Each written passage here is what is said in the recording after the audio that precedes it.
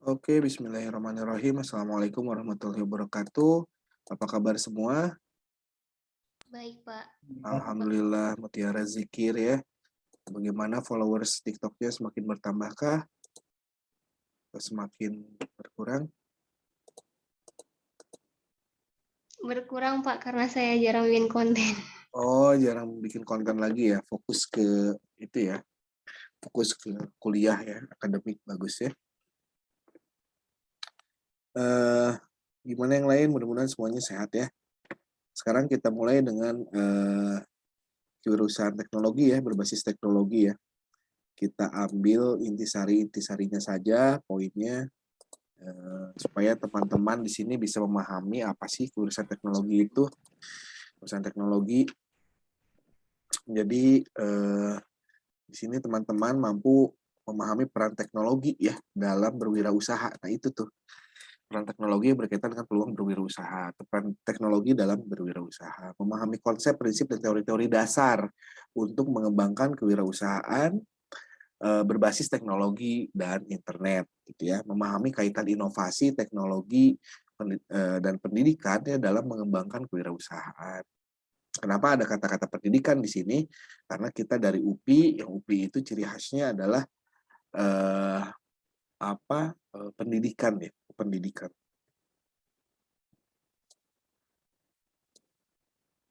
Nah, teknologi di sini ya, teman-teman bisa mencatat juga, ini saya record, saya upload di YouTube juga untuk nanti pembelajaran dan juga dalam rangka pengerjaan tugas ya.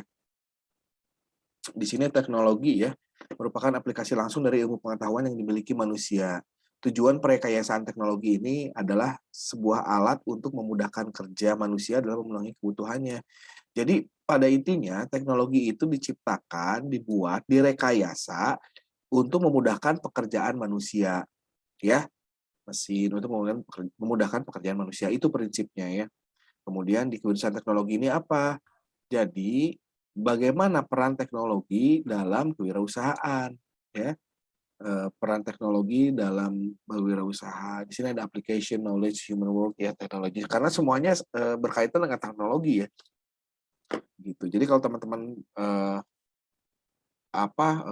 penasaran nih atau bukan penasaran, ada yang tanya, "Kewirausahaan teknologi belajar apa ya?" Iya, belajar tentang bagaimana peran teknologi ya dalam berwirausaha, gitu. Berarti sangat luas dong? Iya luas, tidak melulu tentang seperti itu. Pengembangan teknologi akan sangat berpengaruh terhadap daya saing suatu negara dan kompetisi global. Technopreneurship ya, kita kenal dengan kewirausahaan teknologi adalah dengan technopreneurship ya. Technopreneurship sendiri ini sudah ada banyak ya, satu body ilmu ya, body of knowledge ya, hampir menjadi satu body of knowledge tersendiri nih technopreneurship gitu ya. Jadi dalam technopreneurship itu adalah teknologinya itu sebagai authorizations, utilizations, implementation, dan collaborations. Jadi utilisasi itu apa? Pemanfaatan, implementasi, ya, implementation, dan kolaborasi, ya, bidang teknologi dengan entrepreneurship. Ya, di entrepreneurship-nya apa? Internalizations, ya, ke dalam paradigm alterations, spirit initiation, and competitions. Ini lebih ke internal jiwa entrepreneurship-nya gitu ya. Kemudian itu menghasilkan apa? Ketika teknologi bergabung dengan entrepreneurship, itu akan menghasilkan creation, innovation, integration, and contributions ya. Kreasi, inovasi ya, sesuatu yang bisa mengintegrasikan ya, teknologi integrasi, integrated something, mengintegrasikan sesuatu gitu ya. Kemudian juga ya berkontribusi, teknologi itu sebagai kontribusi di sebuah ekosistem bisnis yang besar atau ekosistem wirausaha yang besar gitu. Nah, persaingan global yang sangat ketat, inovasi usaha harus diiringi dengan berbagai macam rekayasa teknologi. Teknologi ini uh, dulu zaman-zaman invention ya, invention itu adalah penemuan-penemuan baru, itu banyak muncul teknologi-teknologi baru ya. Namun sekarang itu karena teknologi-teknologi yang dulunya itu sudah ada, Sekarang tinggal dikembangkan, artinya dikenal dengan rekayasa teknologi gitu ya. Jadi tidak benar-benar menciptakan baru, rekayasa teknologi itu mencampurkan teknologi ini dengan teknologi itu gitu ya, mengkombinasikan, mengkolaborasikan seperti itu. Pemanfaatan teknologi mutakhir tepat guna dalam pengembangan usaha yang berdasarkan pada jiwa entrepreneur yang mapan akan dapat mengoptimalkan proses sekaligus hasil dari unit usaha yang dikembangkan ya. Udah jelas gitu ya. Entrepreneurship sebuah kolaborasi ya. Jadi intinya adalah kolaborasi antara penerapan teknologi sebagai instrumen ya serta jiwa usaha mandiri sebagai kebutuhan. Jadi teman-teman di sini jiwa entrepreneurship itu adalah sebagai kebutuhan ya, sebagaimana kita mungkin bisa kalau ekstrimnya itu sebagai kayak ibadah gitu ya. Jadi itu merupakan suatu kebutuhan, kebutuhan diri dan dikolaborasikan dengan teknologi-teknologi terkini sebagai instrumen ya, sebagai enabler ya. Balik lagi di sini perlu ditekankan bahwa peran teknologi dalam bisnis, dalam apapun, government, dan lain-lain gitu ya, dan utamanya sekarang dalam konteks kewirausahaan, eee, teknologi itu sebagai enabler gitu. Enabler, balik lagi saya tekankan enabler ya. Sebagai enabler itu ya sebagai instrumen buat meng-enable-kan gitu ya, buat mengaktifasi sebuah, bisnis gitu ya. Jadi dalam technopreneurship itu yang paling utama teknologinya dulu atau model bisnisnya dulu? Coba Bagus Permana. Menurut Bagus bagaimana?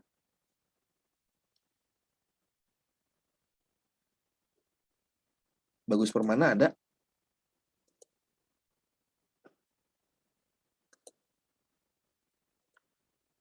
Bagus Permana ada? Bagus Permana Sidik?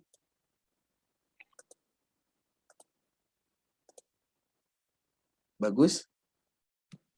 Halo? Iya, Pak. Halo, Pak. Ada, Gus? Lagi Iya, apa, maaf Pak Gus? baru join, Pak. Ini lagi di kosan, Pak. Oh, asa bau Indomie, Gus?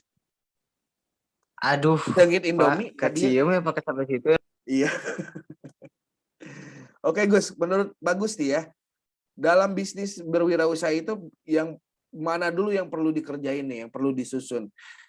Bisnisnya dulu atau model bisnisnya dulu atau teknologinya dulu?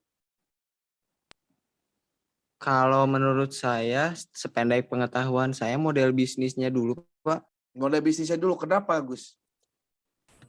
Karena dalam model bisnis itu kan tercakup juga dari rencana bisnis, mulai dari manajemen operasional, terus manajemen sumber daya, keuangannya juga kan. Ya. Pasti dirancang di situ, Pak. Ya, Jadi, kenapa nggak teknologinya dulu? Misalnya, wah ada teknologi bisa ngapung gitu. Diulik gimana caranya bisa ngapung nah heula gitu. kalau teknologinya dulu menurut saya itu mungkin menurut saya bisa juga ya Pak, bagus juga. Cuman kalau misalkan tanpa model bisnisnya itu kurang efektif juga Pak. Jadi menurut saya kalau misalkan ada rencananya dulu terus teknologinya baru ya menyesuaikan juga tentang teknologinya, karena menurut saya teknologi kan pasti apa ya apa sih namanya, dinamis gitu Pak, pasti berubah-ubah gitu, menyesuaikan dengan perkembangan zaman gitu Pak. Oke, sip ya. Thank you ya. Bagus ya. Bagus Bagas. Saya susah ngomongnya bagus. Ya. Ya.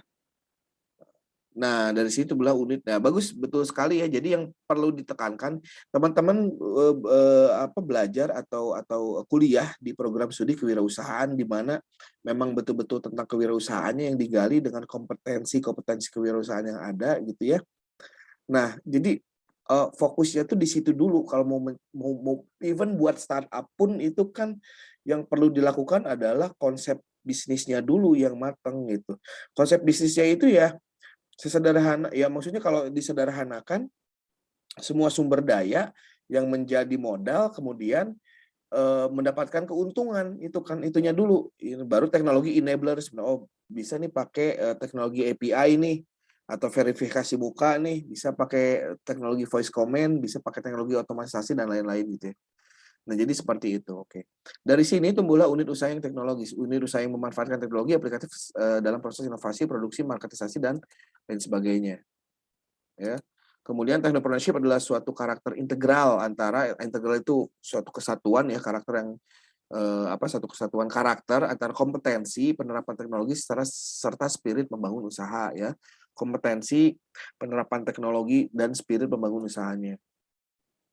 Nah, menanamkan jiwa technopreneurship bukan perkara yang mudah karena ini berhubungan dengan dua hal kompleks ya yang perlu ditanamkan, ya ini kesadaran teknologi dan semangat entrepreneurship. Saya yakin semangat entrepreneurship teman-teman di sini sudah sangat tinggi.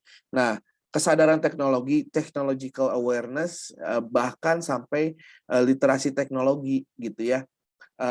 Ini tepat sekali ya, di prodi jurusan ini ada jurusan teknologi ya, karena ini perlu hadir ya secara eksplisit dalam sebuah prodi karena fenomena sekarang itu adalah adanya jenjang gap ya, kesenjangan digital ya, digital gap gitu ya, di mana di sini apalagi di Indonesia itu ada indeks yang ada ukurannya ya. Kita itu masih jauh jenjangnya, di mana di sini itu di atas itu misalnya teknologinya sudah sampai 4.0 dan Society 5.0, sedangkan literasi pemahaman tentang digitalnya itu masih rendah di bawah, sehingga ada gap di sini yang nggak nyambung antara teknologi dengan, nah ini tuh perlu gapnya perlu diperkecil dan perlu diisi sampai bisa lebih bagus lagi setara ya, tapi sedikit menyentuh itu sedikit angkanya di yang literasinya bisa mengikuti dengan perkembangan teknologi terbaru itu bagus gitu ya. Nah itulah kenapa muncul kehebohan, keviralan, sedikit disrupsi dan kekacauan di sini di dunia dan termasuk Indonesia, termasuk cryptocurrency gitu ya, literasi tentang kripto, kemudian literasi tentang apa, Gus? Di sini ada yang main binary option nggak? Quotex atau main apa binomo? Ada nggak, Gus? Yang di kosan pada main nggak itu? Iya, enggak Pak. Gak main kayak begituan Pak. Iya, ini ada nggak yang suka main slot di sini? Aduh. Jaki kali Pak. Mana Zaki? Zaki siapa namanya? Zaki Faras ada juga. Faras kasihan tuh, hati-hati itu ketabrak mobil Faras.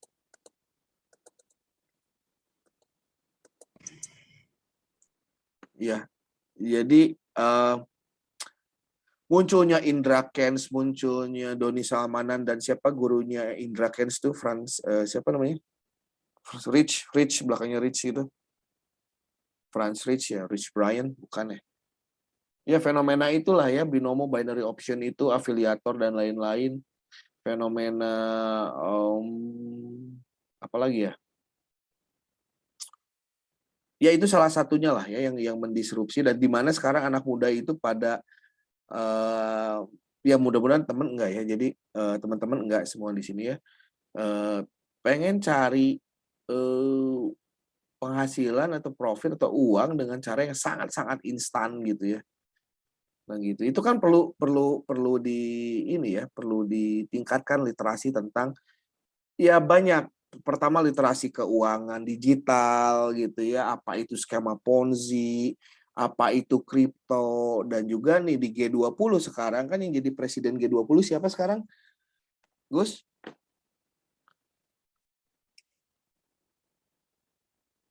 Gus?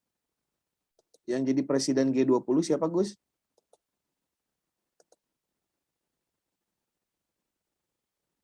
Kania, ada Kania? Ada Nurul. Oh, ada Kania. Siapa? Kania ada nggak? Atau Nurul? Oktavira ada? Kania hadir, Pak. Oh iya Kania. Oh iya Kania. G20 presidennya siapa? Kania? Bentar lagi mau diadain di Bali nih. Clue-nya adalah orang Indonesia. Ya betul ya. Pak Jokowi ya. Nah, itu jadi Pak Jokowi itu, nah agenda G20 sekarang itu termasuk meregulasi kripto. Ya, meregulasi kripto. Jadi nih, sekarang mumpung belum diregulasi, teman-teman yang punya aset kripto mending di withdraw dulu deh gitu ya. Mending withdraw dulu, nanti nunggu kepastian regulasi apa G20. G20 itu apa kan ya? Sekumpulan negara-negara yang memiliki 20 negara yang memiliki pertumbuhan ekonomi terbaik di dunia, termasuk Indonesia ya. Pertumbuhan ekonomi itu banyak indikatornya, ada dari produk domestik bruto, PDB atau GDP ya, gross domestic product, juga dari pertumbuhan penduduk dan lain-lain. Nah, itu ya, jadi teknologi itu ya, jadi ada digital gap di Indonesia itu ya, dan juga termasuk di dalamnya gapnya itu regulation ya, regulasi itu regulation always left behind the technology gitu ya. Jadi teknologi itu selalu di depan, regulasi selalu ngikutin gitu. Ya, gitu ya. Dan itu sekarang eranya teman-teman sekarang semuanya. Makanya perlu sekali teman-teman belajar tentang technopreneurship ini. Sehingga paham bagaimana bisa mengisi digital gap-nya. Seperti itu. Teknologi yang telah dimiliki dikreasikan dan diinovasikan untuk menyokong pengembangan unit usaha ya, menyokong itu mendukung atau mensupport ya. Hal ini dapat dilakukan secara nyata dalam proses produksi, contoh Microsoft ya, contoh e-commerce ya, dan lain-lainnya. Entrepreneurship, kreativitas dan pemanfaatan teknologi dengan tepat adalah hal utama dalam mengembangkan jiwa technopreneurship ya. Jadi makanya itu kita benar-benar harus merancang bisnis model kanvasnya dulu ya, bisnis modelnya seperti apa, kanvasnya seperti apa, pendekatan pakai design thinking dan lain-lain. Barulah di situ kita bisa menemukan teknologi yang tepat yang pas buat bisnis kita tuh apa gitu ya. Apakah aplikasi cocok, apakah contoh dengan Instagram aja cukup gitu ya, atau bagaimana ya. Teman-teman dengar nggak ada ini mahasiswa bisnis digital yang kemarin Eidos ya, yang kemarin menang di digital, jadi juara favorit di Digital Tribe ya. Nah, itu tahu nggak tentang apa?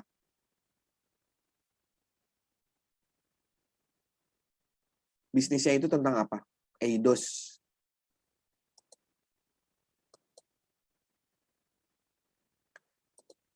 Itu tentang makanan hewan ya.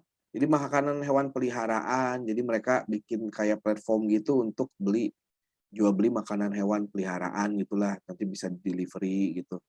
Terus juga untuk kesehatan adopsi hewan gitu ya. Hewan peliharaan tentunya ya. Kemudian juga untuk kesehatan hewan dan semua informasi tentang hewan peliharaan ya. Dan itu bisa masuk ke Digital Tribe ya.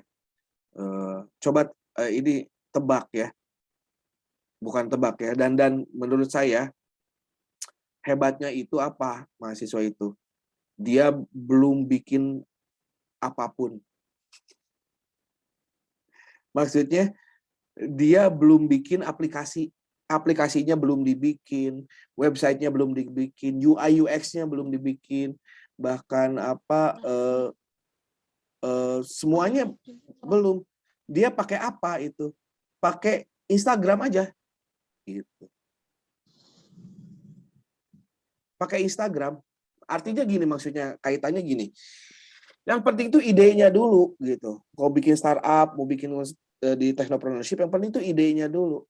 Diejawantahkannya lewat Instagram, fine, nggak apa-apa. Toh sekarang itu saking dihargainya idenya gitu ya, itu bisa jadi juara favorit. Belum ada platform, belum ada UI UX, belum ada apapun itu, masih murni pakai Instagram gitu. Di Instagram pun belum, aktivitasnya ya sudah konsisten sih, posting seminggu sekali dan lain-lain, tapi ya itu maksudnya itu ya, jadi bisnisnya dulu, model bisnisnya dulu yang baru teknologi ngikutin ya. Kalau so far mampunya baru nyampe Instagram ya Instagram fine, nggak apa-apa ya. Nggak harus yang udah aplikasi gimana gitu ya, yang udah canggih, enggak gitu. Yang mempunyai Instagram dulu, Instagram dulu. Mempunyai pakaian sederhana dulu, ya pakaian sederhana dulu. Gitu. Dulu aja Gojek emang langsung aplikasi, enggak. Gojek itu kan ada tuh kisah Gojek di TikTok ya, Gojek pertama. Itu kan pakai nomor telepon rumah 021 sekian kan, di Jacket ojeknya itu. Jadi kan sangat manual. Telepon, SMS ke sini nanti di-reply sama itu kan teknologi sedapatnya dulu ya, belum ke server, belum ke aplikasi, masih teknologi Microsoft Excel, telepon, catatan gitu, masih sesederhana itu. Tapi kan jelas konsep bisnisnya gitu ya, terjalankan gitu. Nah, wirausaha di bidang teknologi yang mencakup teknologi semikonduktor sampai ke aksesoris komputer pribadi ya ini. Ini contohnya Apple gitu ya. Ada Steve Jobs dan Wozniak, ada Google, Sergey Brin ya, Larry Page ya. Dalam wacana nasional ada istilah teknopreneurship mengacu pada pemanfaatan teknologi untuk pengembangan wirausaha. Jadi di wacana nasional istilah technopreneurship mengacu pada pemanfaatan teknologi untuk pengembangan wirausaha. Jadi yang wirausaha yang dikembangkan oleh teknologi. Ini terus saya dengung-dengungkan ini berulang-ulang, jangan sampai bosan ya, mudah-mudahan nempel gitu ya, supaya nggak ada ini, supaya teman-teman tuh paham gitu untuk bahwa penggunaan teknologi. Jadi bukan teknologi yang utama gitu. Kalau itu teknologi itu sebagai enabler ya wirausaha. Yang usahanya tetap itu yang perlu di teman-teman rancang dan pikirkan ya sebagai mahasiswa prodi kewirausahaan tentunya. Jenis wirausaha dalam pengertian teknopreneurship di sini tidak dibatasi pada wirausaha teknologi informasi, namun segala jenis usaha seperti usaha mebel, restoran, supermarket, atau kerajinan tangan, batik, dan perak. Jadi ada teknologi digital gitu ya. Dan sekarang musimnya itu teknologi digital digital. Ada teknologi biasa. Jadi jangan mindsetnya itu jangan selalu digital. Itu teknologi misalnya ada mesin, ada tukang ini ada tukang jajanan SD bikin es krim, bikin apa yang dia ngemodifikasi printer itu jadi bisa bisa maju sendiri. Itu kan teknologi, rekayasa teknologi ya. Kemudian juga ada tukang nasi goreng yang dia bikin alat ngocek sendiri gitu ya. Itu pun teknologi. Dan ada juga teknologi digital. Teknologi digital yang berhubungan dengan teknologi otomasi dan internet gitu ya. Gitu. Penggunaan teknologi informasi yang dimaksudkan adalah di sini pemakaian internet ya, memasarkan produk dengan e-commerce seperti dalam e-commerce, pemanfaatan perangkat lunak khusus dan memotong biaya produksi atau pemanfaatan teknologi web sebagai sarana iklan untuk wirausaha. Nah, Jepang itu memproduksi 1/5 dari produksi semikonduktor dunia, termasuk 40% dari produksi chip memori flash yang banyak digunakan untuk pembuatan smartphone, komputer, tablet, komputer. Contoh Sony Corp, Toshiba, dan NEC ya.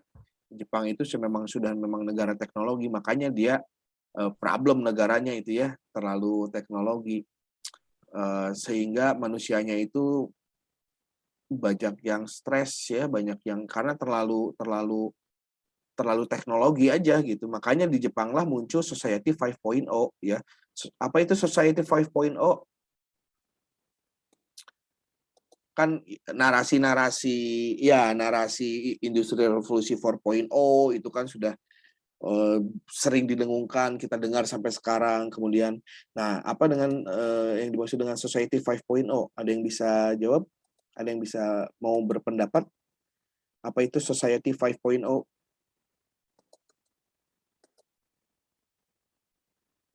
Hifzan Zikri? Hifzan? Hello, Hifzan? Are you there? Are you with me? Hifzan?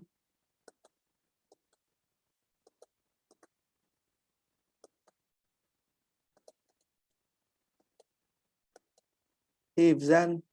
Saya pengen dengar suara Hifzan nih.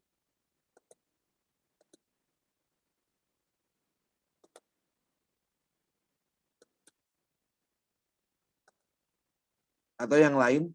Ada yang mau berpendapat apa itu Society 5.0? Society 5.0.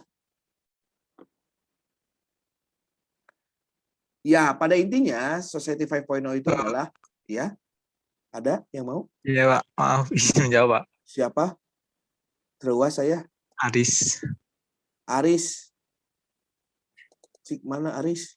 Ini Aris Firmansyah. Ya, ini maaf ini karena goyak ininya apa pindah-pindah si ininya. Ini yang tapi Kalau yang setahu ya. saya ya, Pak, Ya. penerapan teknologi ke dalam aktivitas ekonomi, Pak. Ya, betul. Yang belum selesai itu. Yang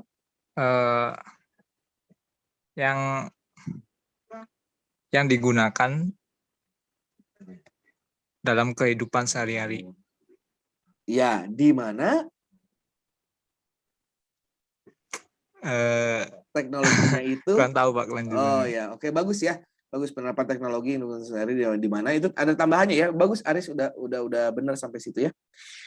Jadi tambahannya Society 5.0 itu adalah ya silakan Kania Sri Solihat Noviana. Silakan. Saya cuma menambahkan, Pak. Boleh.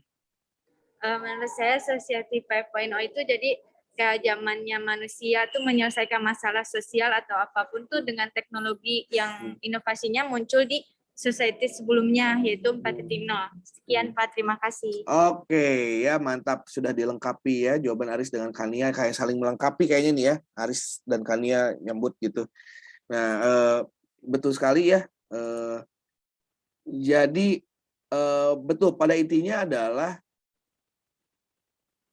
penerapan teknologi atau pemanfaatan teknologi ya, atau penciptaan teknologi yang berfokus pada manusia. Yang berfokus pada manusia. Jadi betul tadi yang dikatakan Kania itu penyelesaian masalah sosial ya.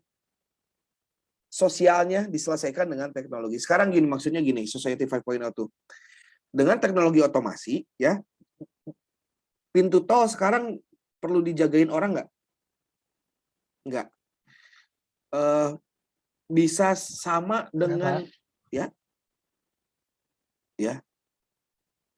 Siapa yang mau jawab? San Setiawan? Ya. Enggak ya? Ya, jadi Enggak, Pak, makin. Oh iya. Ya. Tol parkir, masuk parkir perlu dijagain orang nggak? Pakai tap cash kan? Pakai tap cash, pakai apa? Tidak, Pak. Pakai kartu ya, di tap gitu ya. Terus Ya.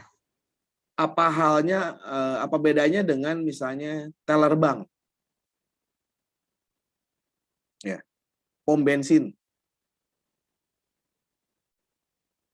Ya, itu kan semuanya kalau kebijakannya. Kalau misalnya kita terlalu mengandalkan teknologi kan tinggal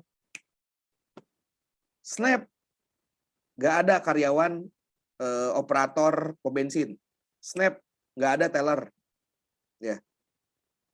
Snap, nggak ada agen asuransi. Ya. Karena teknologinya sudah ada kan sekarang. Nah, Society 5.0 tuh penggunaannya, pemanfaatannya itu jangan sampai merusak tatanan sosial gitu.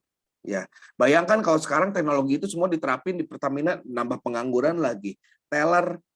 Nambah teller yang keluar seluruh bank Indonesia nganggur lagi ya. Terus apalagi sorry ya, tanpa merendahkan profesi dan lain-lain, tukang parkir aja sudah agak tergantikan sekarang gitu ya. Nah, artinya semua pekerjaan yang sifatnya repetitif itu bisa digantikan, itu terancam digantikan oleh teknologi otomasi ya. Namun, Society 5.0 itu bukan ngerem ya, jadi harus mempertimbangkan tatanan sosial yang sudah ada sebelumnya. Jangan sampai kebijakan itu terlalu memihak ke teknologi sehingga jadi hancur. Justru bukan malah membantu meningkatkan, memang sangat efektif efisien ya. Bayangkan aja semua bisa ini ya, sistem operasi menjaga keseimbangan ya, betul ya. Jadi harus dijaga keseimbangan gitu. Ya kalau misalnya berpikir kapitalis kan berpikir egois, kapitalis, etnosentris.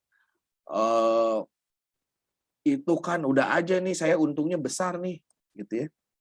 Untung gede nih kalau operator pakai teknologi ini investasi sekali bisa dipakainya puluhan tahun gitu ya. Tapi kan nggak gitu, nggak gitu. Nah, itulah maksudnya Society 5.0. Nah, Korea Selatan bikin ini ya, semikonduktor ya. Samsung dulu merek kelas 2, merek kelas 3 ya, tapi sekarang merek kelas 1 ya.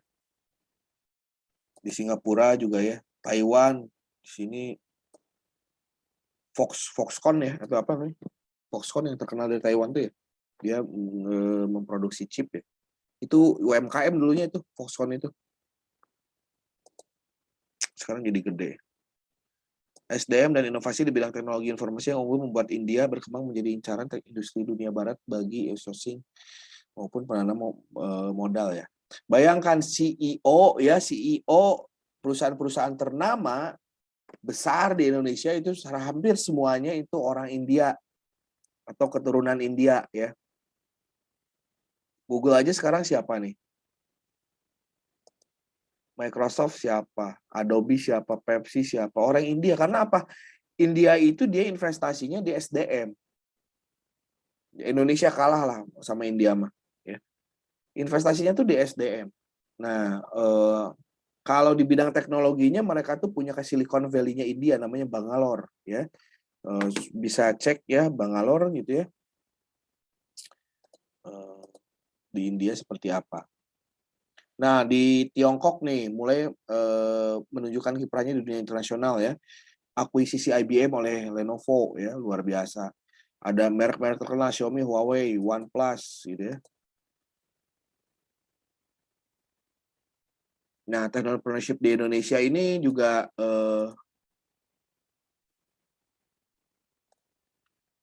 ya ini ya, ada perang dingin Amerika Serikat ya, 5G ya. Di kasus ini 5G ya, untuk di teknologi internet luar biasa sekarang perang dingin ya. Perang dingin Amerika dengan Huawei ini terutama di 5G ya. 5G itu Amerika yang menang ya. Di 5G itu Amerika yang menang.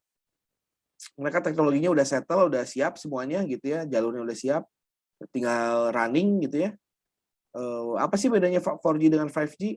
5G itu kecepatannya ratusan kali lebih cepat daripada 4G ya. Bayangkan kalau kecepatan internet itu ratusan kali lebih cepat dari 4G, dan juga tapi Cina nggak sekarang menang posisinya ya. Amerika itu menang dengan 5G, tapi Cina itu sekarang sudah mematenkan teknologi 6G 6G gitu ya. Jadi nggak teeleh-geleng bahasa Sundanya, jadi nggak mau kalah gitu ya, nggak kalah. Oke lah, Amerika lu menang dengan 5G-nya gitu ya. Tapi gue ini udah Cina nih ya, gue ini udah teknologi 6G udah gue patenin nih, lu nggak bisa kemana-mana, ini gue pasti duluan yang 6G. Dan itu ratusan kali juga lebih cepat daripada 5G. Bayangkan kalau misalnya retensi itu atau tingkat kecepatan internetnya itu sudah ribuan atau jutaan kali dari sekarang ya, mungkin kita bisa memindahkan sebuah barang dengan teknologi internet itu dengan kecepatan yang tinggi ya. Kemudian hologram sekarang dengan 4G aja metaverse udah cukup lumayan ya, apalagi pakai 5G itu lebih cepat lagi, jadi udah nggak nge-lag, nggak apalagi segala macam. Apalagi 6G itu hologram itu dengan sangat ringan mungkinnya dioperasikannya gitu ya. Dan juga mungkin bisa jadi nanti kalau dikolaborasikan dengan teknologi listrik misalnya gitu ya, itu bisa jadi transporter kan, mindahin benda gitu ya, benda mati dari satu titik ke titik lain ya, hilang terus muncul lagi di mana. Bisa jadi seperti itu. Itulah konsekuensi teknologi yang 5G ini. Makanya sampai perang tuh karena bisa se-powerful itu kekuatan internetnya gitu. Nah, dalam ini pun kita tidak lupa ya, dalam teknologi kita pun itu harus punya wawasan atau kemampuan untuk forecasting ya. Forecasting itu apa? Peramalan ya. Peramalan itu bisa ya, silakan Setiawan. Apa itu forecasting? Iya Pak, seperti yang Bapak tadi katakan, peramalan ya, Peramalan, Eh, betul ya. meramalkan sesuatu yang akan sehingga Betul, kita bisa mempersiapkan dahulu. betul, benar banget, Seperti itu, benar Pak. banget. Benar banget ya. Teknologi forecasting itu seperti yang saya ceritakan barusan gitu ya. Itu mah bukan forecast, itu mah sebenarnya data yang sudah ada gitu ya. Eh, eh, Amerika menang dengan 5G-nya, Cina itu dia sudah mematenkan teknologi 6G, kemudian kita bisa memforecast teknologi apa yang bisa digunakan menggunakan teknologi dasar itu gitu ya, dengan kecepatan itu. Kemudian juga kita bisa memforecast ke depannya tuh akan bakal seperti apa gitu ya. Dengan hadirnya teknologi 6G itu bakal seperti gimana gitu ya, yang saya ceritakan ya, dan itu forecast seperti itu ya. Yang pada intinya adalah meramalkan apa yang akan terjadi ya, teknologi apa yang akan booming di masa yang akan datang gitu. Berdasarkan apa? Berdasarkan data-data, fakta-fakta yang ada ya. Makanya kalau di bidang teknologi ini ya harus update ya, update berita, informasi gitu ya. Karena tetap balik lagi, kalau informasinya udah tahu duluan, maka kita bisa, betul kata tadi ya Setiawan, kita bisa mempersiapkan kita harus gimana dan bagaimana strateginya gitu ya. Nah, ya ini contohnya ini, lebih dari 100 tahun yang lalu Jules Verne meramalkan akan adanya kemajuan teknologi seperti kapal selam, energi nuklir, dan perjalanan ke bulan ya. Dan kejadiannya ini tahu bulan apa nih? Bulan-bulanan atau apa nih? Amerika ya. Ada angin. Abad 19, Charles Babbage tidak hanya meramalkan akan kebutuhan komputer, juga mengusulkan desain komputer tersebut. Ini abad ke-19 nih ya, komputer. Nah ini nih, desain komputer pertama nih, Babbage ini ya. Ini nih, luar biasa ini. Yang teman-teman sekarang nikmati. Ya. Pendidikan teknologi forecasting bagi perwira TNI. Tuh, ini kan ada nih, teknologi forecasting ya. Jadi gini, kenapa TNI harus selalu yang terdepan ya, tentara? Karena itu kan pertahanan. Kekuatan sebuah negara itu pada intinya adalah di pertahanannya, gitu ya. Kalau pertahanannya bagus, maka negaranya kuat, gitu ya. Kekuatan sebuah negara itu. Nah, oleh karena itu bidang pertahanan haruslah juga lebih dulu, gitu. Haruslah juga tidak kalah di sisi teknologi dan updating teknologi pertahanan gitu ya.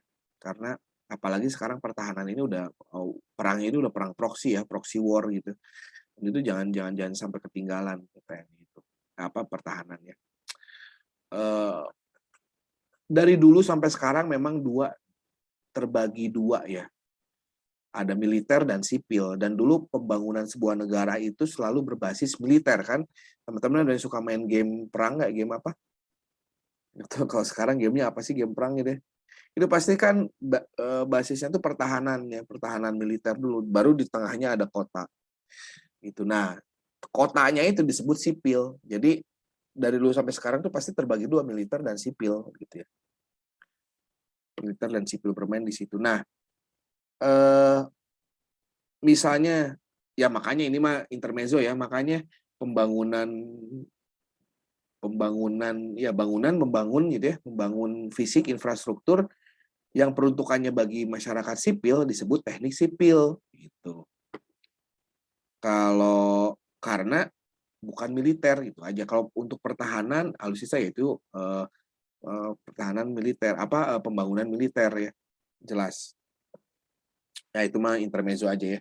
Nah ini ya, SEDU, Swedish Defense University dan SAAB, sebuah perusahaan industri alutsista dari asal Swedia, menggelar executive course long term di defense ya. Defense planning, scenario, and technology forecasting yang diikuti oleh 13 perwira menengah, pamen, dan 3 perwakilan industri pertahanan dalam negeri ya, Pindad ya. Nah ini teknologi forecasting ini jadi dengan data-data dan fakta yang sekarang kita bisa memprediksi apa yang akan terjadi di masa depan, kemudian kita bisa mengantisipasi, melakukan tindakan preventif, kuratif, mitigatif ya, mitigasi gitu ya, sekarang itu. Backcraft udah nggak ada ya. Sekarang udah nyatu di Aircraft lagi. Gitu ya. Jadi peramalan itu suatu proses memperkirakan secara sistematik tentang sesuatu yang paling mungkin terjadi di masa depan berdasarkan informasi masa lalu dan sekarang agar kesalahannya atau selisih antara sesuatu yang terjadi dengan hasil perkiraan dapat diperkecil ya, meminimalisir selisih kesalahannya gitu ya. Nah, forecasting adalah meramal atau memperkirakan apa yang akan terjadi di masa datang berdasarkan variabel atau kemungkinan yang ada. Perkiraan ini pada akhirnya akan digunakan oleh perusahaan maupun pihak manajemen operasional untuk membuat perencanaan terkait kegiatan usaha dalam beberapa periode tertentu. Gitu ya.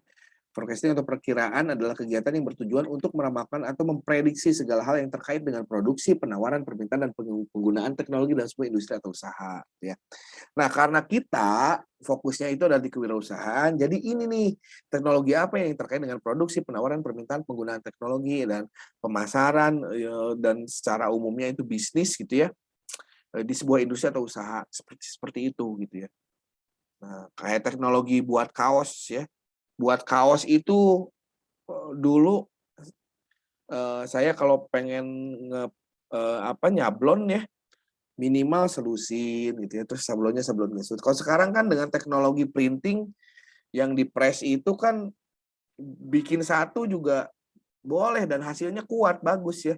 Nah, itulah kemajuan teknologi, artinya biaya produksi itu semakin rendah dan juga semakin efisien secara waktu gitu ya.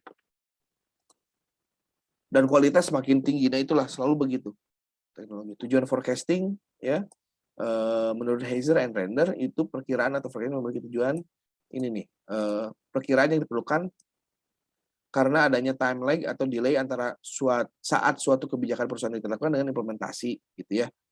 Jadi suka ada time delay ya, jeda ya. Ya tadi ya, teknologi selalu duluan muncul, regulasi belakangan. Nah, untuk ngejaga gap itu, delay itu tidak terlalu besar gitu ya, dan tidak mengganggu tatanan sistem yang sudah ada, maka dilakukanlah forecasting gitu. Sehingga kebijakan-kebijakan ini sudah ada sebelumnya, tinggal ketika muncul diaktifkan kebijakannya gitu ya. Cepat gitu. Jadi nampak adaptif gitu ya. Kemudian mengkaji kebijakan perusahaan yang berlaku saat ini dan di masa lalu serta melihat sejauh mana pengaruh di masa yang akan datang. Gitu ya. Perkiraan merupakan dasar penyusunan bisnis pada suatu perusahaan sehingga dapat meningkatkan efektivitas suatu rencana bisnis. Ya. Forecasting merupakan dasar penyusunan bisnis ya. Tentu dalam menyusun bisnis ini kita tidak hanya menggunakan masa lalu untuk masa sekarang, tapi kita menggunakan data masa lalu dan data dan fakta yang masa sekarang itu untuk melihat 1 tahun, 2 tahun, 3 tahun ke depan gitu ya. Seperti itu. Fungsi forecasting itu fungsi perkiraan dan forecasting terlihat pada saat pengambilan keputusan. Keputusan yang baik adalah keputusan yang didasarkan atas pertimbangan yang apa yang terjadi bila waktu keputusan itu dilaksanakan. Ya. Nah, ini fungsi forecasting mengkaji kebijakan perusahaan, mencegah time lag atau delay gitu ya, dasar penyusunan bisnis. Berdasarkan waktu peramalan dibagi 3, peramalan jangka pendek, menengah, dan panjang ya. Jangka pendek itu ya 3 bulan lah, kurang dari 3 bulan, 3 bulan ke depan apa yang akan terjadi gitu ya. Apa yang harus dilakukan, misalnya perkiraan untuk berhubungan dengan perencanaan pembelian material ya, penjadwalan kerja dan penugasan karyawan dan perusahaan konveksi. Jadi gini loh, teman-teman suka punya ide bisnis nggak sih? Suka ya? Kepikiran nggak? Kayak ini bagus nih, ini kedepannya bakal gini. Itu tulis tuh. Tulisnya bisa pakai tulis tangan atau tulis di email dan kirim ke alamat sendiri. Ya. Jadi gini ceritanya ya. Waktu saya ikut program Digital Leadership Academy waktu itu ya, terpilih se-Indonesia itu hanya berapa gitu ya. Jadi alhamdulillah saya masuk terpilih bekerja sama dengan Kemenkominfo dan juga Tsinghua University gitu ya. Kami dibuat kelompok, para pimpinan itu dibikin satu kelompok. Kelompoknya itu bareng sama saya sama senior SVP ya, senior vice president, kemudian CEO, kemudian wah pokoknya pimpinan-pimpinan BUMN dan perusahaan-perusahaan top lah. Diskusi lah di situ. Muncullah materai digital pada saat itu. Ketika diskusi muncul materai digital. Nah, waktu itu kami berpikir, oh iya ya, tapi kayaknya udah terlalu lambat ya kita ngomongin materai digital gitu ya. Ya dan akhirnya kan ya gitu ya. Regulator yang mengeluarkan materai sekarang baru kemarin ngeluarin materai digital kan. Ya. Materai digital. Jadi ya artinya gini, jangan pernah meremehin ide, balik lagi ya. Kalau punya ide itu ditulis aja di email gitu atau direkam lah, voice notes itu direkam, kirim ke email sendiri gitu. Sehingga kita punya bukti otentik bahwa kita tuh di tanggal segitu, di bulan itu di jam segitu kita tuh punya ide ini gitu. Bisa recall kita tuh gitu. Bisa recall tuh bisa apa ngingat-ngingat lagi gitu ya. Ini kan walaupun iya bener kan sekarang kan udah ada. Jadi kalau saya sih suka gitu ya, maksudnya walaupun saya tidak sedisiplin merekam dan menulis ya. Tapi kadang saya tuh suka gitu. Misalnya saya kepikiran apa sekarang ya ngobrol-ngobrol, oh nanti harusnya kan ada ini, kok gini kan harusnya ada ini. Tiba-tiba teh nggak berapa lama ada gitu ya. Terus dalam waktu 1 tahun, oh ada, ini kan dulu yang waktu kita obrolin gitu ya, atau saya pikirin gitu waktu itu. Kayak gitu gitu ya. Jadi nah, teringat itu pas kemarin saya lihat di YouTube Short atau di mana ada materai digital, tinggal beli secara online kemudian drag and drop gitu ya. Kemudian download ini kan perasaan kita waktu dulu pernah ngobrolin ini ya, kebutuhan akan materai gitu ya, status hukum dan lain-lain ini itu kan sangat apa sangat dibutuhkan ya sekarang materai digital. Kemudian jasa tanda tangan digital juga kan sekarang belum merebak gitu ya. Saya pun tanda tangan masih nggak ke record, nggak apa gitu ya. Karena ya lebih mudah ya gitulah, sesuatu yang tidak ini lebih mudah ya. Nah gitu kan harusnya sudah ada sistem tanda tangan gitu ya, tanda tangan online yang memang terrecord gitu. Nah ini jangka pendek tuh 3 bulan ke depan gitu ya. Kemudian mencakup 3-18 bulan tuh menengah, misalnya perencanaan penjualan, perencanaan produksi, perencanaan tenaga kerja tidak tetap gitu ya. Dan tenaga proyek infrastruktur misalnya kayak gitu ya. Itu diatur dengan adanya teknologi kayak mobil, backhoe gitu ya. Kalau dulu kan perlu orang buat ngegali, kalau ada backhoe mah kan orangnya cukup sedikit ya, operator doang gitu. Ya maksudnya gitu loh, teknologi itu teknologi otomotif, teknologi ya semua teknologi lah. Ya forecasting jangka panjang mencakup lebih dari 18 bulan, misalnya perkiraan yang diperlukan dalam kaitannya dengan penanaman modal, misalnya ya. Robot trading. Perkiraan ini ya, kripto ya. Enggak. Janganlah robot trading, sekarang banyak banget itu robot yang pakai robot trading ya, dan orang-orang itu instan, cepat gitu ya, tapi pada intinya sekarang kalau menurut saya, karena tidak hanya dengan robot trading, investasi bodong pun masih banyak yang kena gitu ya. Investasi bodong yang manual itu sesederhana kena tipu gini. Kemarin saya baca di berita ya, seorang pengusaha beli jam 77 miliar, kemudian sekejap ludes gitu. Sekejap kena tipu. Dan dia laporan ke Polda ya. Dia ngaku ke Polda, dia laporan saya tertipu 77 miliar ya. Uangnya sudah transfer, tiba-tiba setelah transfer berhasil nomornya diblok. Kan ya, jadi menurut saya ini mindsetnya ya, ini ada krisis sosial di sini, ada mindset yang agak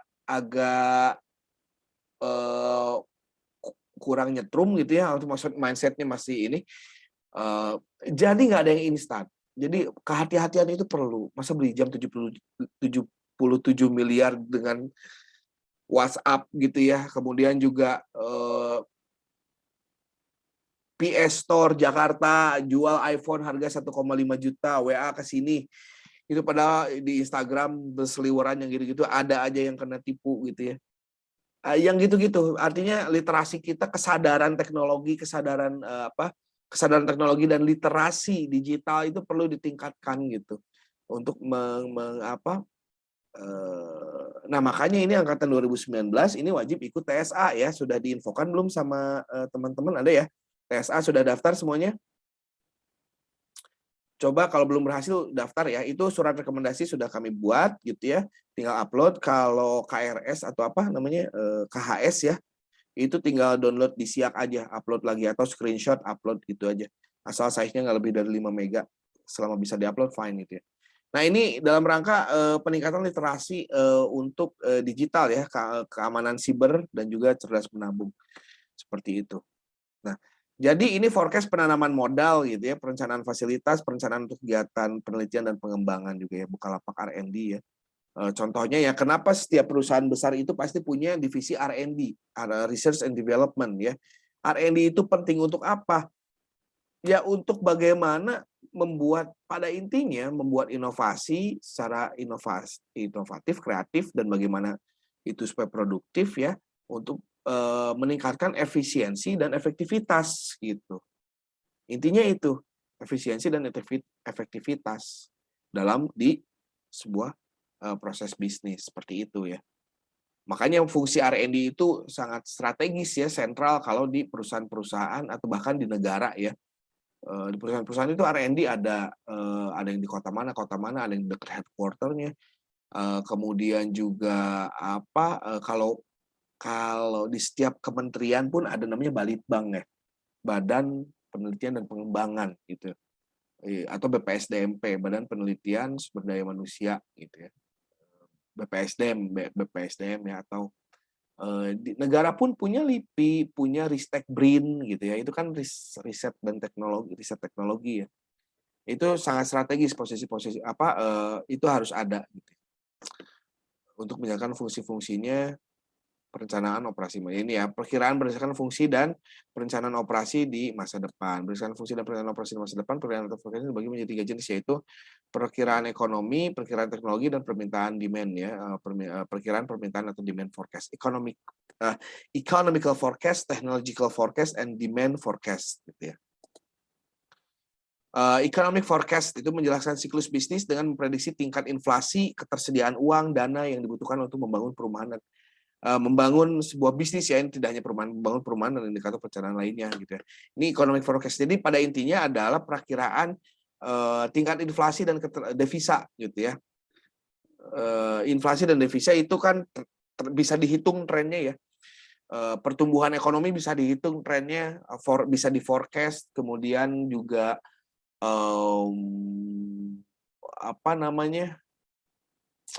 pertumbuhan bisnis, pertumbuhan volume penjual, pertumbuhan bisnis sebuah perusahaan itu bisa dihitung ya. Itu saya dulu senang itu ngitungnya ya, karena kita bisa bayangkan aja, kita bisa nge-forecast perusahaan dari posisi sekarang dengan data masa lalu 2 tahun aja ke belakang atau 3 tahun, kita bisa forecast 10 tahun ke depan, dan itu cenderung kalau nggak ada sesuatu yang terjadi cenderung tepat gitu. Jadi ya itu namanya pakai CAGR ya, CAGR bisa dicari rumusnya, CAGR seru ini. Ya seru itu, jadi kalau forecast ini perusahaan ini data 2 tahun ke belakang sekian, di forecast 5 tahun ke depan sekian gitu. Tapi kalau nggak ada sesuatu kejadian yang ekstrim ya, itu bisa trennya bisa kelihatan. Tapi kalau ada yang kejadian sesuatu yang ekstrim kayak kemarin gitu ya, pandemi itu, di forecast itu ya banyak yang drop, tapi ketika di tahun 2021 itu langsung naik lagi. Ya itu kejadian ekstrim seperti itu. Ada perkiraan teknologi atau technological forecast, memperhatikan tingkat kemajuan teknologi yang dapat meluncurkan produk baru yang menarik dan yang membutuhkan pabrik dan peralatan baru gitu ya. Kemudian juga ada demand forecast, proyeksi permintaan untuk produk dan layanan suatu perusahaan gitu ya. Perkiraan ini juga disebut perkiraan penjualan yang mengendalikan produksi, kapasitas, serta sistem penjadwalan, dan menjadi input bagi perencanaan keuangan, pemasaran, serta sumber daya manusia gitu ya. Jadi di bisnis itu demand forecast gitu ya, demand forecast proyeksi permintaan akan sebuah produk ke depan itu bisa dihitung ya dengan data-data dasar ya tentu saja di tahun ini, tahun kemarin gitu ya, 2 tahun kemarin dan diprediksi digabungkan dengan tingkat inflasi ke depan pertumbuhannya berapa persen negara kita, inflasinya berapa gitu. Itu pakai forecast walaupun asumsi yang asumsi itu kan belum suatu kebenaran ya asumsi itu ya, tapi justifikasinya tuh benar gitu. Asumsinya boleh nanti bisa meleset dan salah gitu, tapi justifikasinya benar gitu ya. Seperti itu. Perkiraan berdasarkan jenis data yang disusun, berdasarkan jenis data yang perkiraan disusun, perkiraan berjenis yaitu ada perakiraan kualitatif ya, ada perakiraan kuantitatif. Perakiraan kualitatif adalah didasarkan pada data kualitatif, data-data teks, data-data video, data-data yang berupa kalimat, audio, visual gitu ya. Nah itu data didasarkan pada data kualitatif masa lalu ya, hasil prediksi yang dibuat sangat tergantung pada orang yang menyusunnya. Jadi yang sangat tergantung orangnya, kapasitas atau expertnya ya. Dia seorang expert itu punya yang namanya expert judgment gitu ya, karena dengan semua ilmu yang sudah dimilikinya, pengalaman yang sudah dimilikinya, sehingga dia berhak memberikan expert judgment pada forecasting yang didasarkan pada data-data kualitatif ya. Biasanya perkiraan ini didasarkan pada hasil penyelidikan seperti pendapat salesman, pendapat sales manager, pendapat para ahli gitu ya, dan survei konsumen. Jadi pendapat-pendapat itu dikumpulkan ya, juga fakta-fakta yang ada berita berupa berita-berita gitu ya, dokumentasi-dokumentasi, audiovisual, semua digabungkan lalu dia buat polanya dan dia prediksi ke depan. Toolsnya sekarang sudah ada ya, yang canggihnya untuk prediksi kata-kata itu namanya NVivo ya, itu keren ya untuk penelitian kualitatif. Kemudian perakiraan kuantitatif, udah jelas kuantitatif itu angka ya, berhubungan dengan angka, yaitu perakiraan yang didasarkan atas data penjualan pada masa lalu ya. Hasil perakiraan yang dibuat sangat tergantung pada metode yang digunakan dalam perakiraan tersebut gitu ya. Penggunaan metode yang berbeda akan memperoleh hasil yang berbeda juga. Ya, kuantitatif ini banyak metodenya ya. Banyak metode-metodenya, survei explanatory, deskriptif, banyak sekali. Gitu ya. Terus alat yang digunakannya pun banyak gitu ya. Nah, ini digunakan untuk apa? Konteksnya untuk bisnis, untuk berwirausaha gitu ya. Dengan data-data kuantitatif, data-data penjualan, data-data retensi konsumen gitu ya. Retensi itu turnover konsumen, turnover karyawan, semua yang berhubungan dengan angka-angka yang bisa dikuantifikasi itu dibikin data, kemudian dibuat pola pertumbuhannya, pola proyeksinya seperti itu ya. Contoh paling gampang ya yang untuk kuantitatif sekarang lagi rame, survei 3 periode, itu kan pakai metode kuantitatif ya. Itu kan dia menyatakan bahwa sekian persen rakyat Indonesia itu setuju 3 periode. Itu kan harus ada data jelasnya. Kemudian juga banyak yang membantah karena kan metodologinya dipertanyakan gitu ya. Proses pengolahan datanya dipertanyakan. Dan itu kan survei yang diambil untuk mengambil keputusan. Kalau forecast itu adalah berdasarkan hasil data tersebut, itu ke depannya itu perilaku kecenderungan orang-orang itu mau memilih siapa sebetulnya. Itu kan itu yang insight yang dapat digali dari itu contoh itu Maya. Nah, kemudian selanjutnya perkiraan berdasarkan sifat penyusunannya. Berdasarkan sifat penyusunannya, perkiraan dibagi menjadi 2 jenis, yaitu perkiraan subjektif ya. Subjektif itu didasarkan atas perasaan atau intuisi dari orang yang menyusunnya, juri dari opini eksekutif contohnya. Kemudian ada perkiraan yang objektif gitu ya, didasarkan atas data yang relevan pada masa lalu dengan menggunakan teknik-teknik dan metode-metode dalam penganalisaan data tersebut gitu ya. Langkah sistem peramalan ya, ini ada beberapa langkah di sini ya. Yaitu yang pertama ada menetapkan tujuan peramalan. Kita ngeramal ini buat apa sih? Kita ini ngeramal ini harus fokus juga gitu. Apakah kita mau meramal perilaku konsumen? Apakah kita mau meramal penjualan? Apakah kita mau meramal pertumbuhan perusahaan, apakah kita mau meramal meramalkan teknologi inovasi untuk produksi misalnya, atau teknologi keuangan, ya itu harus jelas dulu milihnya apa, gitu ya. Kemudian memilih unsur yang akan diramalkan, kemudian menentukan timeline peramalan, ya. Ada timeline misalnya, timelinenya kita tarik mundur aja dari 5 tahun ke belakang ya, 5 tahun ke belakang, masa sekarang dan 10 tahun ke depan gitu ya. Merencanakan atau memforecast melihat pola 10 tahun ke depan seperti apa berdasarkan data 5 tahun ke belakang. Kemudian memilih jenis model pemodelan, kemudian collect data, kemudian membuat peramalan, selanjutnya validasi dan menurunkan hasil peramalan gitu ya. Nah gitu. Keberhasilan forecasting peristiwa eksternal yang di luar kendali berasal dari ekonomi nasional, pemerintah, pelanggan, dan pesaing. Jadi ada kondisi-kondisi keberhasilan forecasting itu tergantung pada dua. Makanya tadi saya bilang asal tidak ekstrim ya. Nah ini ekstrimnya di kedua kondisi ya. Kejadian ekstrim eksternal yang di luar kendali gitu ya, seperti ekonomi nasional, pemerintah, kesehatan gitu ya, kondisi kompetitor itu kan di luar kendali kita, sesuatu yang eksternal ya. Kemudian kejadian atau peristiwa internal yang dapat dikendalikan seperti keputusan perusahaan dalam hal pemasaran atau manufaktur gitu ya. Nah, keputusan internal itu lebih bisa kita kendalikan. Misalnya kita bisa udah proyeksi, wah ke depannya ini bakal trennya akan menurun nih, jual produk ini nih, atau ternyata produk ini laku tapi sekitar 2 tahun ke depan akan jenuh gitu ya. Nah, itu bisa preventif secara internal, bisa kita kendalikan gitu ya. Oke, berarti kita kurangi untuk memproduksi produk yang A karena sudah akan jenuh. Kita rebranding aja sama repositioning lagi nih.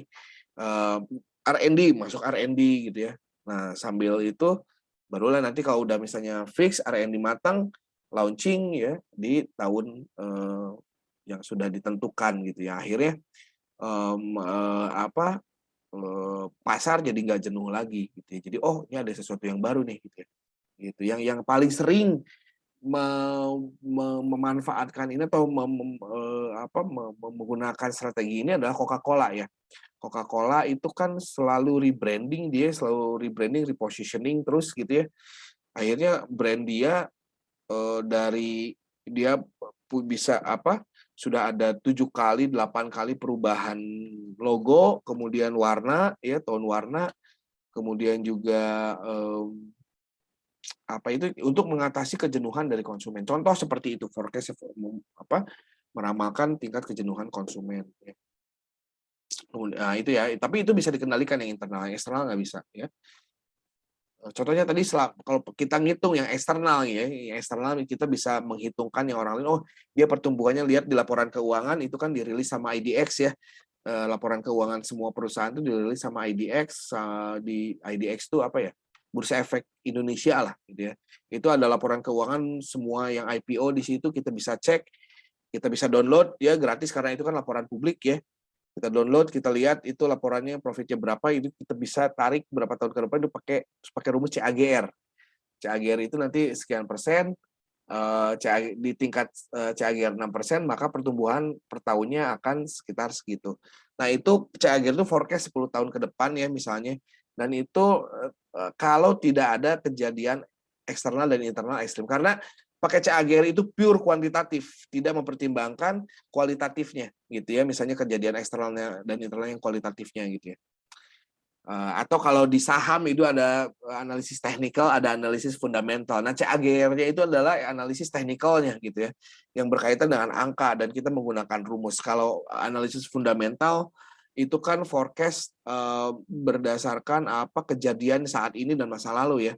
Berita-berita, kejadian-kejadian internal, eksternal, kemudian dengan biasanya secara intuisi gitu ya, itu dikait-kaitkan dengan angka, akhirnya pasang saham ini, beli saham ini, jual saham ini, seperti itu ya, tahan saham ini, seperti itu. Ya.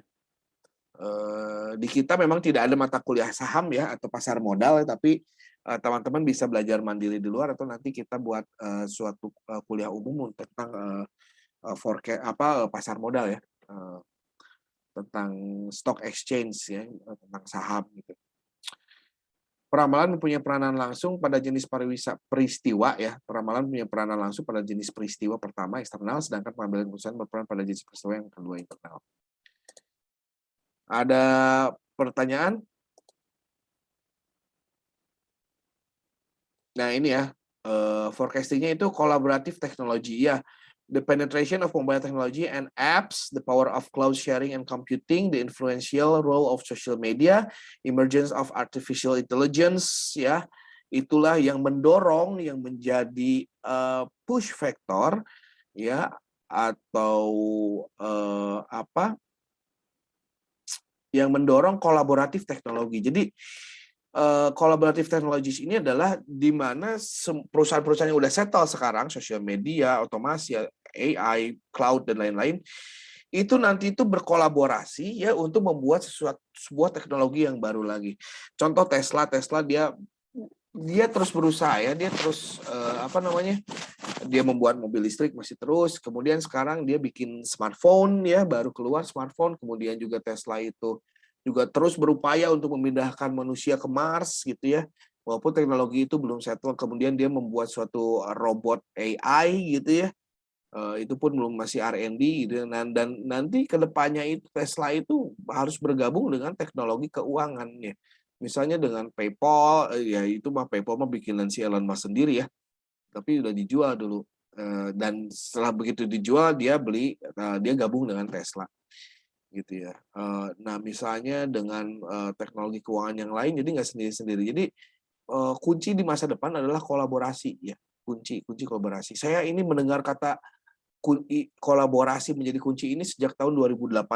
Itu 2018 saya jadi delegasi Indonesia ke Singapore Fintech Festival ya, di mana untuk menyusun kurikulum fintech di Indonesia, dan saya mendengar dari banyak orang-orang hebat di dunia ya, kayak Mrs. Lagarde ya, dulu ketua SDGs World Bank ya, kemudian ada Narendra Modi ya, Perdana Menteri India, kemudian banyak CEO perusahaan-perusahaan besar gitu ya, yang dimana mereka itu kuncinya tuh satu ya, kalau mau memenangkan persaingan, bertahan dan memenangkan persaingan di industri teknologi di masa depan, yaitu kuncinya adalah kolaborasi gitu ya. Yaitu kolaboratif teknologi salah satunya ini. Kenapa? Karena ya ini kita udah nggak bisa sendiri. Kalau main sendiri udah nggak bisa tertangani gitu ya, nggak akan bisa bersaing gitu. Berat ya. Kemudian share ekonomis itu akan semakin banyak ya tipenya, apalagi setelah pandemi sekarang, masa endemi itu mungkin pesawat terbang pun akan di-share ekonomiskan gitu ya, tidak dikuasai oleh satu maskapai secara utuh gitu ya. Artinya di-share ekonomiskan pesawat, maskapai ya. AirAsia sedang mencoba itu ya. Bertahan dari pandemi tidak mudah bagi AirAsia ya. Mereka tuh di negaranya sendiri, di Malaysia, dia buka transportasi online ya. Terus dia ganti nama jadi Capital A. Kemudian dia ya mulai naik lagi lah. Dan dia berpikir untuk membuat taksi udara gitu ya. Dan bagaimana caranya ini. Gitu, taksi udara ya. Share ekonomis semakin ini ya. Share ekonomis itu contohnya kayak kemarin Eidos itu termasuk share ekonomis ketika ada jual beli khusus di makanan kucing, makanan hewan gitu ya. Dan juga ada share ekonomis juga tidak hanya di kayak Red Doors gitu ya, Gojek, Grab atau apalagi Airbnb, Oyo gitu ya. Tidak hanya di situ, cuman tapi juga saya kemarin melihat misalnya di peternakan ayam gitu ya. Itu ada konsep sharing ekonominya. Jadi ini semua itu bisa dipakai konsep sharing ekonomi gitu ya. Di mana ekonomi itu saling berbagi. Berbagi, jadi tidak dikuasai, tidak didominasi oleh salah satu gitu ya. The millennials ya, ini yang mendorong akan terjadi luar biasa ya perubahan teknologi ya, forecastingnya. The millennials itu highly educated and IT savvy gitu ya, seperti teman-teman dan termasuk saya di sini highly educated ya, teman-teman itu S1 dan mungkin nanti rata-rata itu ngelanjutin jadi S2. Highly educated itu dalam arti gitu, dan juga tidak hanya dari jenjang kuliahnya, tapi juga dari highly educated itu dari wawasan dan kompetensinya. Kalau dulu kan lihatnya jenjang ya, jenjang IPK gitu ya. Sekarang kan nggak dilihat kompetensi ya, pengalaman ya, makanya ada MBKM, kompetensi pengalaman gitu. di situ ya, maksudnya highly educated gitu ya, dan IT savvy gitu ya, dan saya literasi IT, dan teman-teman pun saya yakin yang highly educated literasi IT-nya sudah cukup bagus gitu ya. Kemudian driven by purpose and impact ya, kita ini hidup ini tergerakkan oleh tujuan dan dampak. Kita itu semangat untuk mengejar tujuan hidup kita, dan juga kita sangat-sangat berharap bahwa semua yang kita lakukan itu berdampak baik atau memiliki impact yang baik bagi masyarakat atau orang sekitar kita. Bukankah begitu? Ya. Fast movers. Wah, turnover karyawan contoh di Jakarta, turnover karyawan di Jakarta di startup ya. Turnover karyawan di startup itu luar biasa. Penuh, jadi banyak sekali yang pindah, dan itu yang menjadi ya menurut saya kekurangannya, jebakan Batman juga nih ya di millennials. Salah satu bagus ya fast movers, dua juga dia artinya jadi kutu loncat gitu, di sini nggak betah, gaji sekian gitu, banyak kejadian lah gitu ya, bahwa aduh gue digaji 7 juta nih, kerjaan gue gini-gini, taunya gue pindah ke sini, pas pindah dia di kerjaannya lebih berat, gajinya lebih kecil gitu ya, itu kan jadi zong gitu ya. Dan mau balik lagi ke perusahaan yang lama kan nggak gampang gitu, dan agak ya sulit ya untuk mau pindah lagi juga, masa baru masuk udah pindah lagi ya kayak gitu ya, jadi kan nggak bisa dipercaya gitu kalau gitu. Dan kemudian nah ini nih yang akan menyelamatkan Indonesia dari krisis ini ya, yaitu entrepreneurial mindset ya, atau entrepreneurship gitu ya, yang dimiliki oleh teman-teman semua. Balik lagi ya, mindset berwirausaha, mindset kewirausahaan itu harus tetap ada terus ya, karena itu yang akan menggerakkan teman-teman untuk merubah negara ini gitu ya. The China brands ya, Cina luar biasa, ini akan menguasai dunia ya, memang dari kemarin ya, dan sekarang mungkin akan lebih menguasai dunia ya, karena punya the China dream, punya entrepreneurship is in gitu ya. Jadi entrepreneurship itu adalah rohnya negara Cina, Tiongkok ya. Itu sangat-sangat ditanamkan di anak kecil ya, sampai dewasa ya. Kemudian di emergence of brands gitu ya, kemunculan dari brand-brand yang sekarang siap-siap menyalip Apple ya. Xiaomi sudah menyatakan diri, saya akan menjadi head to head-nya Apple gitu ya, Xiaomi ya. Kemudian Huawei, apalagi Oppo dan lain-lain ya. Luar biasa. The quest of outbound investment resources ya. Jadi dia tuh punya investment di luar ya, di investasi di luar negara Cina itu banyak ya, di Afrika, di Indonesia termasuk ya. Jadi ini bentar lagi jadi akan memicu teknologi-teknologi baru yang akan muncul ya. Bayangkan di Cina bikin rumah sakit pandemi COVID kemarin itu 2 hari atau 3 hari udah jadi 1.000 kamar. Bayangkan ya. Itu kan dengan teknologi yang tinggi itu kan itu tidak akan terjadi tanpa adanya penemuan teknologi yang tinggi ya. Jack Ma Story saya punya filmnya, nanti saya share ya, dan luar biasa orang Cina ya, ini Jack Ma ya, high educated educated Jack Ma, dia mendokumentasikan semua kegiatan dia dari mudanya ya, apa yang dia lakukan, dia sebagai apa, dan itu ada dokumentasinya semua, ada itu, dan luar biasa. Saya ada filmnya, kalau mau nanti bisa kontak saya ya.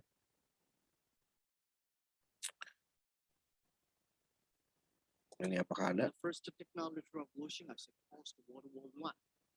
Second technology revolution caused the World War II. This is the third technology revolution. People are already unhappy because a lot of machine learning, artificial intelligence killing a lot of jobs. Apakah kedengaran suaranya?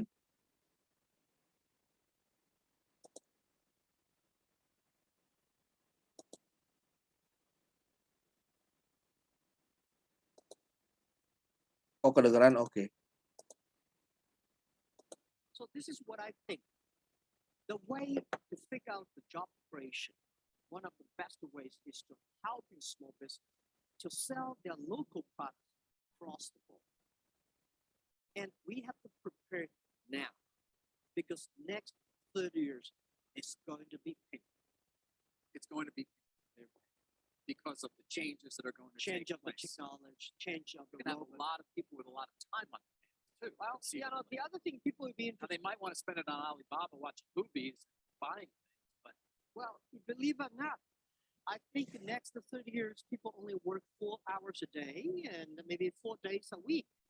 My grandfather worked 16 hours a day in the farm and digging. He thinks it's very busy. We work 8 hours, 5 days a week. We think we are very busy. By the next 30 years, people only work 4 hours. Normal people visit like 30 places. 30 years later, they will probably visit 300 places. So there will be mobile population. So stop globalization. It's impossible. The only thing is that how can we make the globalization more inclusive, the trade more inclusive, knowledge more inclusive? This is how we can dealing with the instability. these are all very important. But a lot of them come back to politics. They come back to government's willingness to invest and willingness to make hard choices. I'm not seeing a lot of those hard choices made right now. This is why I'm traveling, talking to all the government and state leaders and telling them moving fast. If they do not move fast, it's going to be trouble. My belief that you have to repair the roof while it is still sunshine. Do you think the machines will win? No, human will win. They will. Oh, absolutely. Machine is good knowledge, but human beings are good at the wisdom. So that is why I'm encouraging a lot of government and talking to a lot of government officers pay special attention to the education system. If you want, the machine is going to be smart than human being. This is for sure. Because today when we design the machine, we know machine is powerful, stronger than us. When we design the trains and buses, we know machine is going to run faster than us.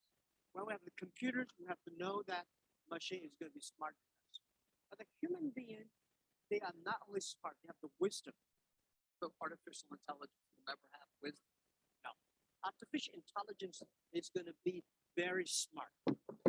So between the smart and the wisdom, smart people know what you want. Wisdom people, wise people knows what they don't want. I just continue to wonder what that world will look like over the next 30 years. It's going to be painful. What's Well- painful? What does that mean? Well, you will see that some people, because the knowledge is not enough, the wisdom is not enough. So the new wave coming, the job is being taken away. Some people who catch up the wave will be rich, will be more successful. Some people will be more painful. The government, the world is going to be data. The people will have more data than the bosses. You have a lot of data at Alibaba. Yeah, we do. How are you focused on creating and obtaining more? I think it's just the beginning of the data period. We think data is going to be so important to human life in the future. Compared to tomorrow, our data is nothing. Tomorrow, IoT, Internet of Things, everything connected. Everything will be data. Billions upon billions of devices connected. We think we're a big data company today. That was compared to yesterday. Compared to tomorrow, we are nothing. Well, what would let you do having access to that data as it accumulates more and more? What would allow you to do?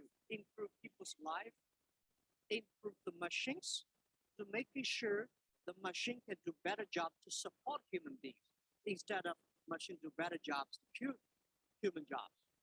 So I think that we don't know how data really can make money today, but we know we have to protect the security of the data. And when we know one day the data will empower the human being. You know a lot about your customers already. I would assume. I mean, they spend a lot of time on the platform, but 25 minutes a day, 7 times a day. Yeah. Many of them are younger. They're using Yeah. their mobile device. Yeah. But that's just the tip of the iceberg. Yeah, this is the beginning. Just today's data is like 100 years ago. People think about electricity is a light, but they never thought 100 years later we have a refrigerator and wash machine, everything using electricity. So data. We have to believe our kids will be much smarter than us using the data. But you don't believe all that data, when used with artificial intelligence, will create wisdom. You don't. Wisdom is from the heart. The machine intelligence is about the brain. Brain is about the knowledge. You can always make machine to learn the knowledge, but it is difficult for machine to have a human heart. Hey there, thanks for checking out CNBC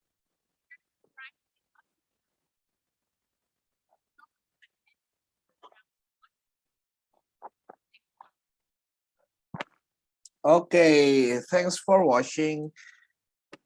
Ada komen nggak? Menurut teman-teman kata Jack Ma itu benar apa enggak? Bakal terjadi atau enggak?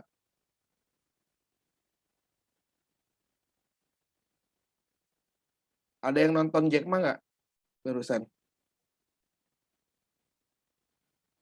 Ada? Bagus nonton nggak Gus? Bagus?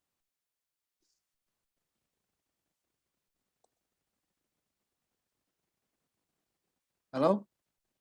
Oh nampaknya di sini sedang ngabuburit semua gitu ya. Oke, kalau gitu ini akan saya posting kembali ya, akan ada tugas buat teman-teman. Silakan buat kelompok ya teman-teman, nanti tugasnya adalah mencari tentang digital gap ya, kemudian menganalisis tentang kondisi digital gap di dunia, kemudian di Indonesia gitu ya. Kemudian nanti ada respon juga bagaimana pendapat kelompok teman-teman, bagaimana caranya mengatasi digital gap ini ya, melalui apa saja yang perlu